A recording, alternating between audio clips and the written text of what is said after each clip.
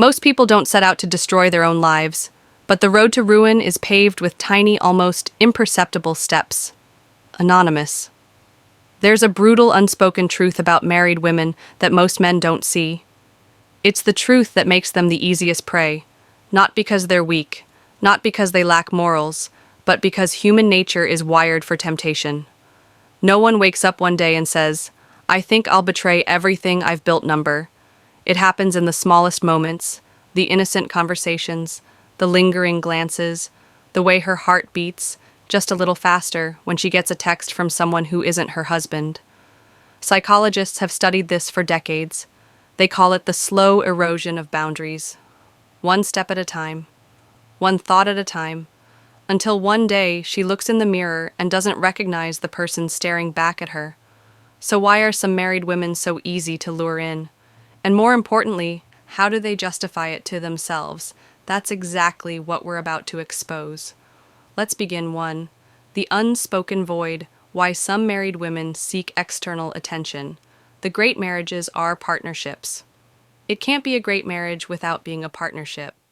Helen Mirren marriage at its best is a bond that withstands time trials and temptations, but not all marriages remain as strong as they once were. Some women, despite having taken vows, find themselves drawn to attention outside their marriage. And most of the time, it's not about physical attraction alone. It's psychological. And the biggest mistake people make is assuming that these women are looking for an escape in reality. Many of them are simply searching for something they lost along the way. Human beings are wired for connection. Women in particular have a deep-rooted need for emotional intimacy, not just physical presence in the beginning stages of marriage. This intimacy is strong. The late-night conversations, the stolen glances, the feeling of being seen. It's intoxicating, but over time, routine takes over. Suddenly, life becomes predictable. The deep conversations turn into logistical discussions about grocery lists and household chores. Passion gives way to duty, and worst of all, she starts to feel invisible.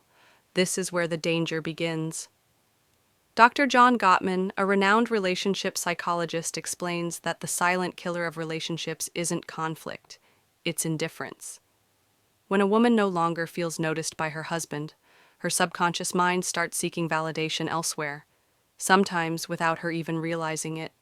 People will do anything to avoid being lonely, even if it means losing themselves in the process. Mitch Albom, a simple compliment from a stranger. A conversation with a man who actually listens a moment where she feels interesting again. And suddenly that tiny interaction feels like oxygen. After years of suffocation, marriage comes with responsibilities, predictability, stability. But the downside of stability is that it often kills excitement in psychology. This is called the Coolidge effect, the idea that novelty is what triggers desire. People, both men and women, are drawn to the excitement of the unknown, and if a woman has been married for years, if every day looks the same, if every interaction feels rehearsed, then the slightest spark of something new can feel electrifying. Not because she doesn't love her husband, not because she's a bad person, but because she misses the thrill of feeling wanted. We are most alive when we are in love. But love is not just about being together. It's about being chosen again and again. F. Scott Fitzgerald, when a woman feels pursued, when she feels like she has power over a man's desire. It reminds her of a version of herself she thought was long gone, the younger version, the confident version, the one who felt effortlessly attractive. And so even if she never intends to cross any lines, she might start walking closer to them, because in those fleeting moments, she feels alive again. Another overlooked reason why some married women become susceptible to external validation is social identity loss. Many women after marriage start to feel like they are no longer an individual. They are someone's wife, someone's mother, someone's caretaker. Their identity shifts from who I am to others before marriage. She was a mystery, an individual, someone with dreams, interests, passions. After marriage, she becomes defined by her roles: wife, mom, supporter, the one who keeps things together. While these roles are beautiful, they can also become restrictive.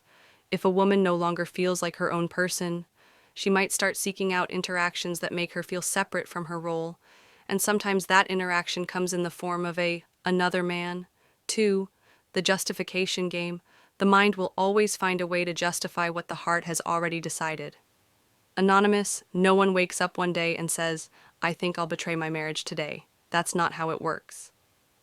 When a married woman begins engaging in emotionally or physically risky behavior, it doesn't happen all at once. It's a slow, slippery process, one that is often justified in the deepest corners of her mind, long before it manifests in real life. Because the truth is, guilt is an unbearable weight. And if someone can convince themselves that what they're doing isn't really wrong, they no longer have to carry that weight. So, how does this happen? How do married women rationalize, crossing the line at first?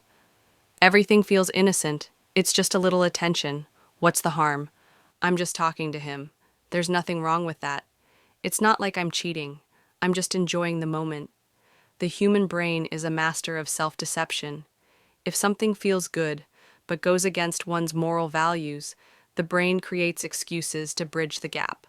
Psychologists call this cognitive dissonance, the tension that arises when our actions contradict our beliefs, and when that tension becomes too much to bear. The mind bends reality to protect itself. The easiest person to fool is yourself, Richard Feynman. So, a woman who was once completely loyal starts playing mental games. She downplays her actions. It's just flirting. It's not like I'd actually do anything. She shifts the blame. If my husband paid more attention to me, I wouldn't need this. She compartmentalizes. This has nothing to do with my marriage. This is just something separate for me. But here's the kicker. The more she justifies, the further she'll go for many married women. The first betrayal isn't physical, it's emotional. This is what makes it so dangerous with physical cheating. The lines are clear. There's no gray area in kissing, sleeping with, or intimately touching another man. But an emotional affair. That's where things get blurry. Late-night texts, conversations that go deeper than they should, sharing personal struggles with another man instead of her husband. At first, she tells herself it's just emotional. There's no harm in talking, but emotional intimacy is powerful. When a woman shares her mind, her thoughts, and her emotions with a man, she's already started detaching from her husband. Cheating isn't always a physical act.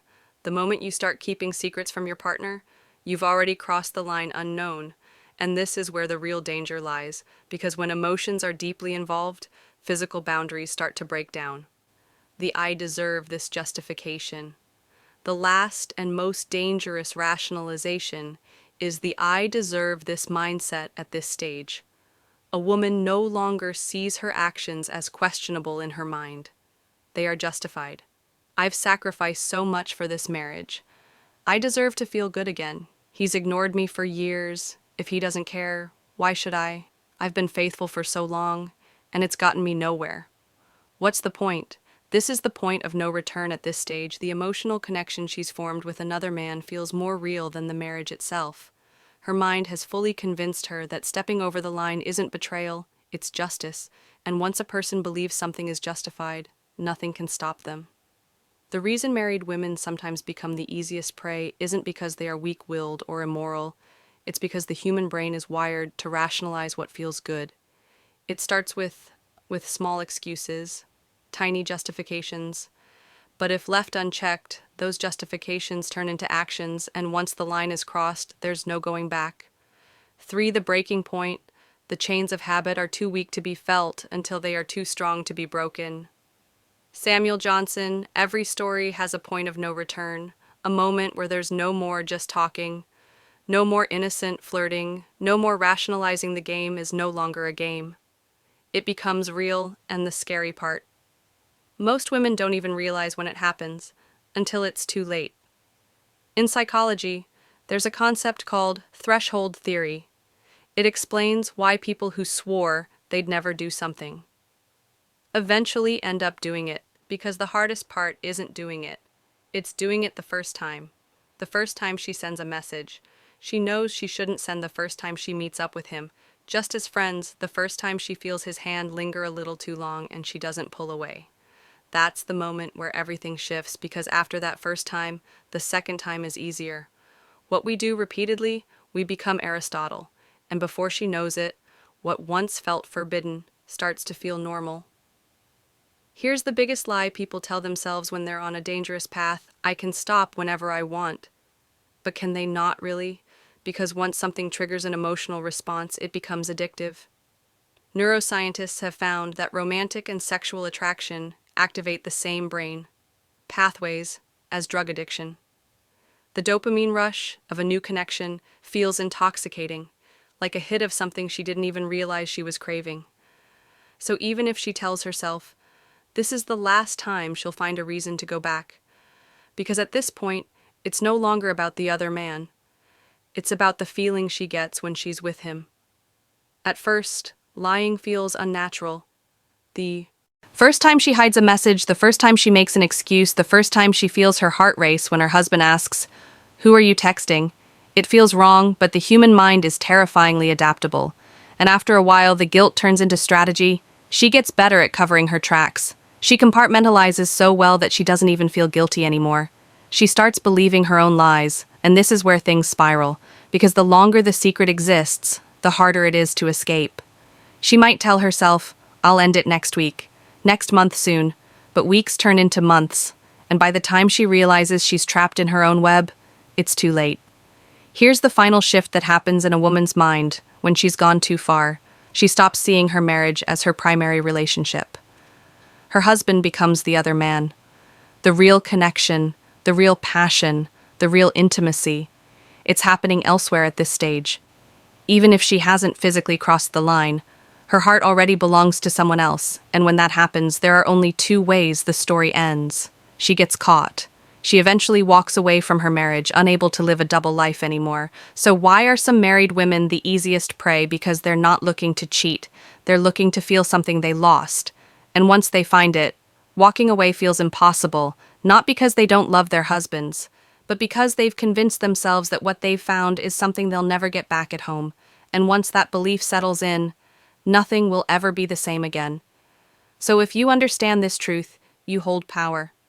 The power to see what others miss, the power to read between the lines, the power to recognize the silent signals before they turn into something irreversible, and with that knowledge, you'll never be blind to the game again. This is Stoic Guide until next time. Take care and see you in the next video.